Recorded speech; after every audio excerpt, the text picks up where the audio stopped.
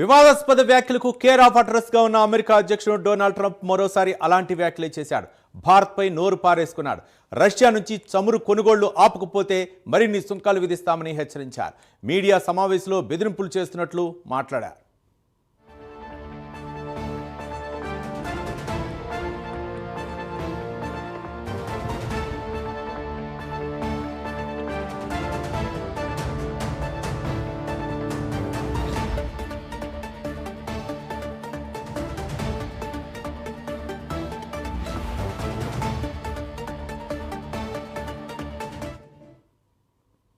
America అధ్యక్షుడు Donald Trump మరోసారి భారత్పై తన అసహనాన్ని వెళ్లగక్కారు. రష్యాతో భారత్కు చమురు ఒప్పందంపై తీవ్రంగా స్పందించారు. మాస్కో నుంచి ఆయిల్ కొనుగోలును ఆపకపోతే భారీ సుంకాలు విధిస్తామని మరోసారి హెచ్చరించారు. రష్యా చమురు కొనుగోళ్లు ఆపేంత వరకు న్యూఢిల్లీ భారీ టారిఫ్లు చెల్లించక తప్పదని తనదైన శైలిలో వార్నింగ్ ఇచ్చారు.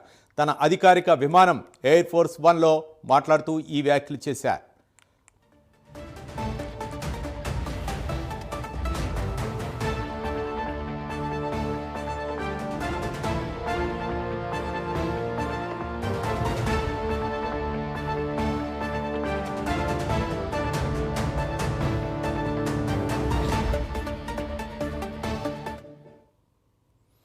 రష్యా చమురు కొనుగోలును నిలిపివేందుకు భారత్ అంగీకరించిందంటూ ఇటీవల అమెరికా అధ్యక్షుడు డొనాల్డ్ ట్రంప్ చెప్పారు. ట్రంప్ ప్రకటనపై స్పందించిన ఇండియా దాన్ని తోసిపుచ్చింది.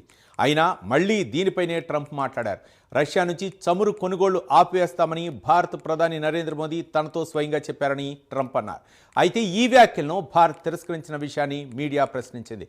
దీనిపై ట్రంప్ ఆన్సర్ ఇస్తూ ఒకవేళ భారత్ అలా చెప్పాలనుకుంటే వారు భారీ స్థాయిలో టారిఫ్లు చెల్లిస్తూనే ఉంటారన్నారు. కానీ భారత్ అలా చేయబోదనుకుంటున్నట్లు ట్రంప్ అన్నారు.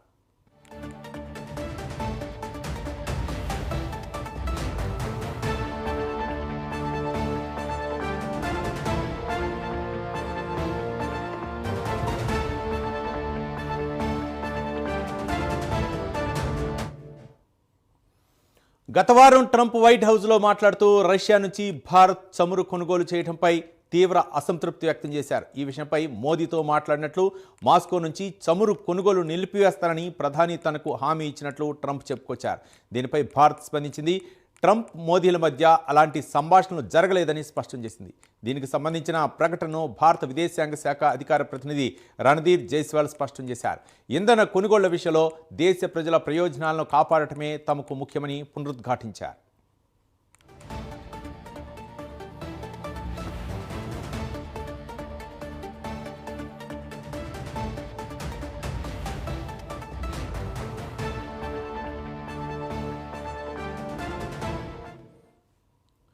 మరోవైపు భారత్ అమెరికాల మధ్య వాణిజ్య చర్చల్లో పురోగతి లభించినట్లు తెలుస్తుంది. ఈ చర్చలకు సంబంధించి ఇరు దేశాల మధ్య వైరుధ్యాలు చాలా వరకు సద్దుమణిగాయని, త్వరలోనే సానుకూల నిర్ణయం వెలువడే అవకాశం ఉందని భారత ప్రభుత్వ అధికారిక వర్గాలు వెల్లడించాయి. గత వారం కేంద్ర మంత్రి పీయూష్ గోయల్ నేతృత్వంలోని బృందం వాషింగ్టన్కు వెళ్లిన సంగతి తెలిసిందే.